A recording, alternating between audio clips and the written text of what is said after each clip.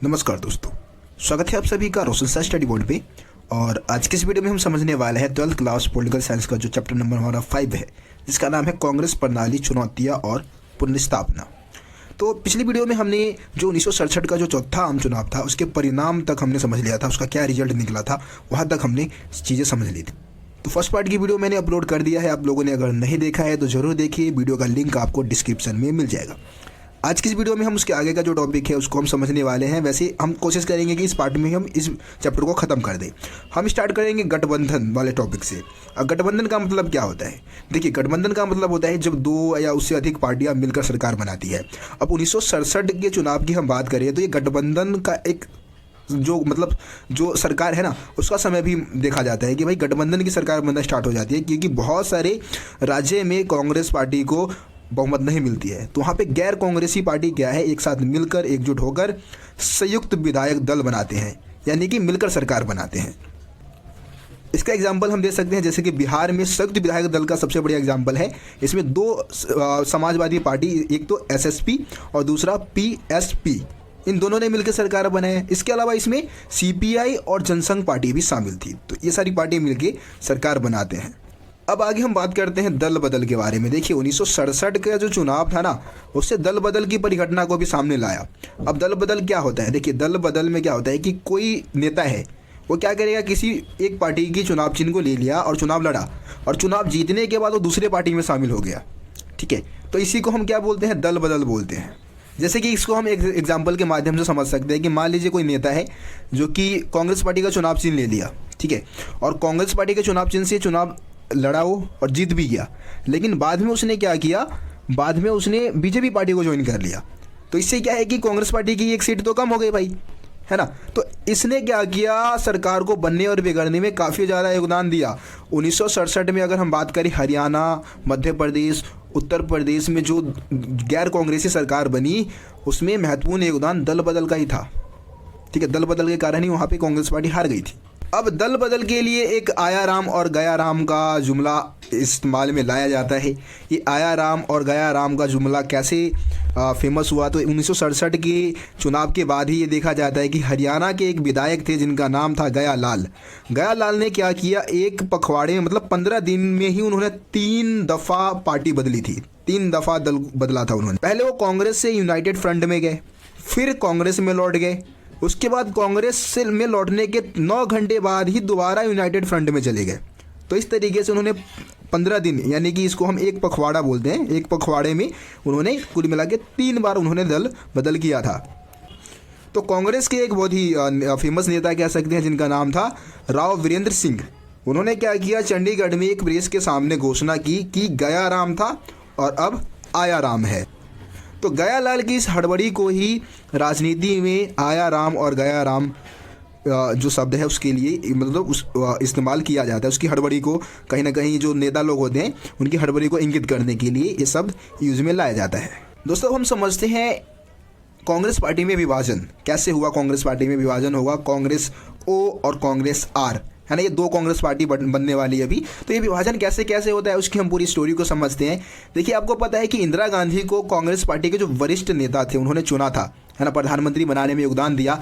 और उनका मानना ये था कि भाई इंदिरा गांधी को ज़्यादा नॉलेज नहीं है राजनीति का और उसको अपने इशारों पर नचा सकते हैं वो, है ना, ये ऐसा सोचते थे। अब ये सिंडिकेट है क्या? तो सिंडिकेट है जो कांग्रेस पार्टी है, कांग्रेस पार्टी में जो वरिष्ठ नेताओं का जो समूह है उसी को हम सिंडिकेट बोलते हैं। सिंडिकेट में जैसे फेमस हम नेताओं की बात करें तो के कामराज हो गए आपके, है ना। इसके अलावा हम बात कर सकते हैं आपके एस के पाटिल हो गए, है ना, एस निजलिंगप्पा हो गए आपके, संजीव रेड्डी हो गए, बंगाल से आपका अमतुल्य घोष हो गए। ये सारे क्या थे, फेमस मतलब नेता थे, वरिष्ठ नेता थे, जिनको हम सिंडिकेट के एग्जाम्पल में रख सकते हैं। तो ये क्या है, सिंडिकेट एक तरीके से कांग्रेस पार्टी के अंदर ही प्रभावशाली ताकतवर नेताओं का समूह है, वरिष्ठ नेताओं का एक समूह था और इन्होंने ही इंदिरा गांधी को प्रधानमंत्री बनाया था।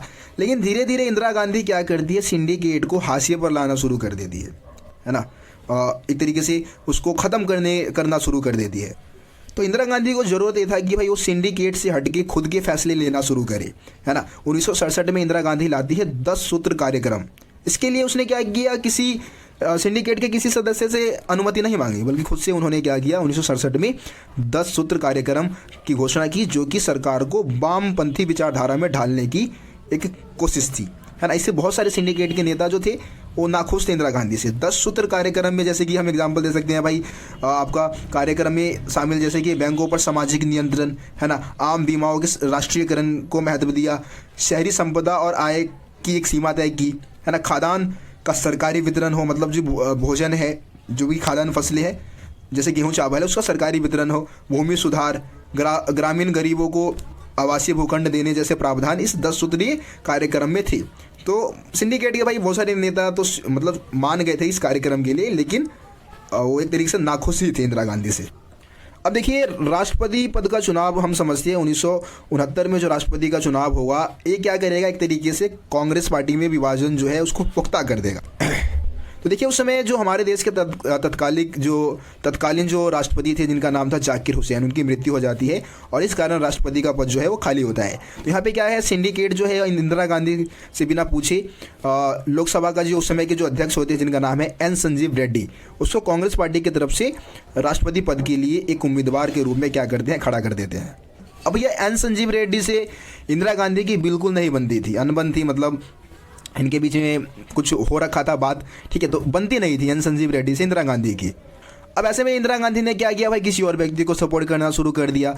उस समय के जो उपराष्ट्रपति थे जिनका नाम था बीबी गिरी को उन्होंने बढ़ावा दिया और स्वतंत्र उम्मीदवार के रूप में राष्ट्रपति पद के लिए नामांकन भरने को कहा। तो इस राष्ट्रपति चुनाव में क्या होने वाला था, दोनों ही अपने ताकत का इस्तेमाल करने वाले थे। एक तरफ है इंदिरा गांधी और दूसरी तरफ है कांग्रेस के ताकतवर और वरिष्ठ नेता जिनको हम सिंडिकेट कहेंगे, है ना। इन दोनों ने क्या किया, अपने ताकत को आजमाया। और उस समय के जो कांग्रेस पार्टी के जो अध्यक्ष थे जिनका नाम था एस निजलिंगप्पा, उन्होंने एक व्हीप जारी कर दिया, एक आदेश जारी कर दिया कि कांग्रेस के जितने भी सांसद है, ठीक है, जितने भी मतलब विधायक, पार्टी के विधायक है, वो सब किसको वोट डाले, संजीव रेड्डी को ही वोट डाले। तो इंदिरा गांधी ने क्या जवाब दिया, इंदिरा गांधी ने बोला कि भाई जितने भी विधायक सांसद जो भी है सब अपनी अंतरात्मा की आवाज़ सुने और अपनी अंतरात्मा के आधार पर वोट डालें, मतलब वो बिल्कुल स्वतंत्र है, वो जिस मर्जी को चाहे उसको वोट दे सकते हैं।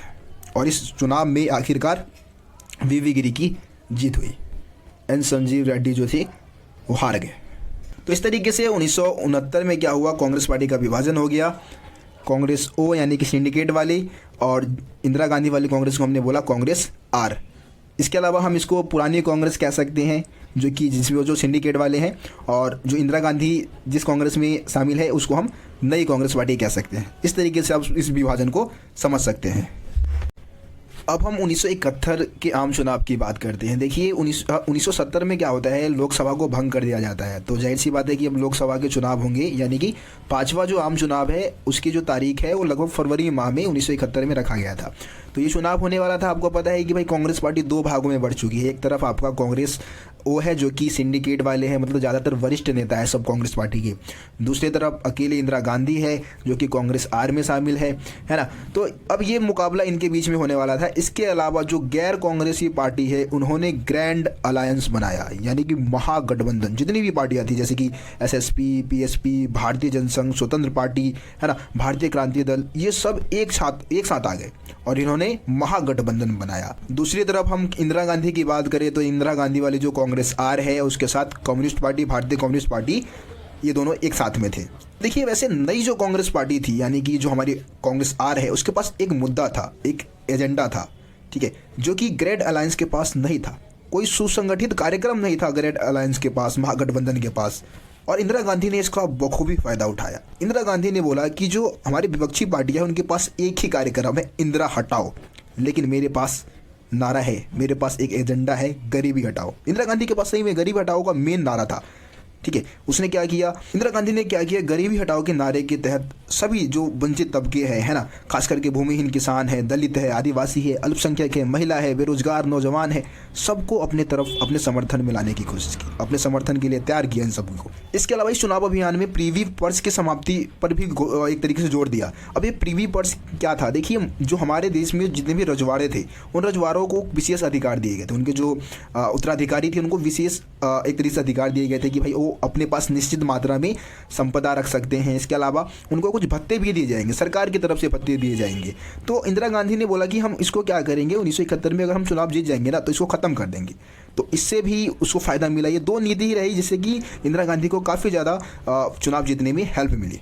तो देखिए परिणाम की बात कर लेते हैं, रिजल्ट क्या रहा 1971 के चुनाव का। तो हम 1971 के चुनाव की अगर हम रिजल्ट की बात करें तो भाई बहुत ही शानदार, मतलब कि कांग्रेस जो आर है और जो सीपीआई है यानी कि भारतीय कम्युनिस्ट पार्टी है, इन दोनों पार्टी को मिला के यानी कि दोनों गठबंधन को मिला के जितनी सीटें मिली थी वो इससे पहले के आम चुनाव में भी कभी कांग्रेस पार्टी ने ये प्रसिद्धि हासिल नहीं की थी।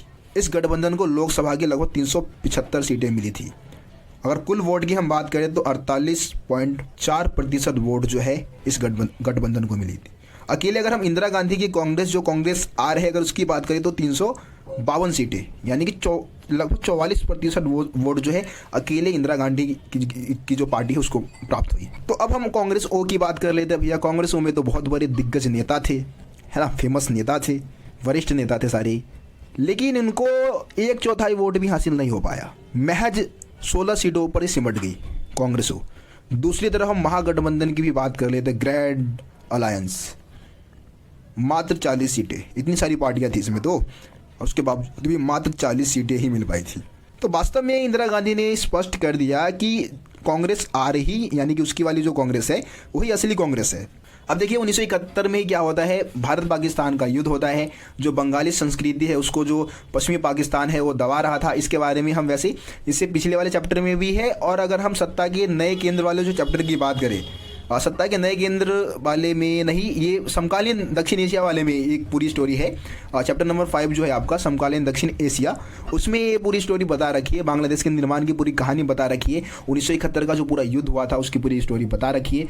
तो आप लोग अगर उस वीडियो को देखे होंगे तो समझ गए होंगे। और जब ये युद्ध हम जीत जाते हैं तो इंदिरा गांधी की प्रसिद्धि में और 4 चांद लग जाता है और ज़्यादा वो एक तरीके से फेमस हो जाती है उस समय। देखिए अब हम बात करते हैं कांग्रेस प्रणाली का पुनर्स्थापना। ये जो नई कांग्रेस बनी थी, नई कांग्रेस जो बनाई गई थी, क्या सेम पुरानी कांग्रेस से मिलती जुलती थी? तो देखिए इंदिरा गांधी ने जो नई कांग्रेस बनाई ना, वो पुरानी कांग्रेस को पुनर्जीवित करने का काम नहीं था। कई मामलों में यह पार्टी इंदिरा गांधी के हाथों नए तर्ज पे ढाला गया, नए तरीके से इस पार्टी की स्थापना की गई। एक तरीके से यूँ समझ ले आप। वैसे लोकप्रियता की अगर हम मामले की बात करें तो ये पार्टी उतनी ही लोकप्रिय थी जितना कि शुरुआती दौर में थी, लेकिन यह पार्टी अब अलग किस्म की पार्टी थी।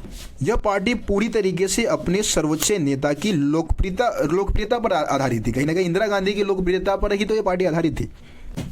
देखिए इस कांग्रेस पार्टी के अंदर कोई बहुत सारे गुट नहीं थे, यानी कि कांग्रेस पार्टी अब उस टाइप की पार्टी नहीं थी जो कि पहले अलग अलग मतों को, अलग अलग हितों को, अलग अलग विचारधारा वाले नेताओं को लेकर चलती थी। ऐसी पार्टी नहीं थी। कांग्रेस पार्टी ने चुनाव जीते, ठीक है, लेकिन ये कुछ सामाजिक वर्ग जैसे कि गरीब, महिला, दलित, आदिवासी और अल्पसंख्यकों पर निर्भर थी। और ये जो कांग्रेस उभर के सामने आई ना 1971 में, ये बिल्कुल ही नई कांग्रेस पार्टी थी। तो इंदिरा गांधी ने क्या किया, कांग्रेस प्रणाली को पुनर्स्थापित तो किया, लेकिन इसकी प्रकृति जो थी, पहले जो इसकी प्रकृति थी, जो अलग अलग लोगों को लेकर चलना, है ना, अनेक विचारधारात्मक लोगों को लेकर चलना, जो अलग अलग मत वाले लोग हैं उनको लेकर चलने की थी, लेकिन अब यह प्रकृति इसकी नहीं थी। इसकी प्रकृति अब बदल चुकी थी। ये ज़्यादातर गरीब, महिला, दलित, आदिवासी, अल्पसंख्यकों पर निर्भर थी ये पार्टी। तो ये है आपका कांग्रेस प्रणाली की पुनर्स्थापना वाला जो टॉपिक था। इसमें ये सारी चीज़ें आप, पॉइंट्स आप इसमें लिख सकते हैं। सो इस तरीके से आपका ये जो चैप्टर है वो कंप्लीट होता है। मैंने पूरी कोशिश की आपको आसान से आसान भाषा में समझाने की। वैसे यूट्यूब पे आपको काफ़ी सारी वीडियोस मिल जाएंगी, वो भी समझाने की कोशिश करते हैं। थोड़ा टफ रहता है, मैंने देखी है वीडियोस, मैं भी देखता हूँ, ऐसी बात नहीं है, लेकिन मेरे को ऐसा लगता है कि स्टूडेंट लोगों के लिए थोड़ा सा टफ लैंग्वेज का यूज़ करते हैं। मैं पूरी कोशिश करता हूँ कि आसान से आसान तरीके से, एनिमेशन के तरीके से आपको चीज़ों को समझाऊँ, ताकि आपके दिमाग में सारी चीज़ें फिट हो जाए, एकदम फिट हो जाए, आप चीज़ों को आसानी से समझ सके। तो यार वीडियो पसंद आया तो लाइक शेयर जरूर करके जाना। बहुत मेहनत लगता है भैया वीडियो बनाने में, टाइम इतना जाता है पूछो मत, ठीक है। और सुबह शाम रात को भी कई बार मैं वीडियो बनाता हूँ, रात को जग के आप लोगों के लिए वीडियो बनाता हूँ। तो यार थोड़ा सा आप लाइक शेयर करेंगे तो अच्छा लगेगा मेरे को भी, है ना, मोटिवेशन मिलता है यार, समझते नहीं हो तुम लोग। तो यार लाइक शेयर जरूर करना। मिलते हैं फिर आप लोगों से अगली वीडियो में, तब तक के लिए जय हिंद, जय भारत, अपना ख्याल रखना।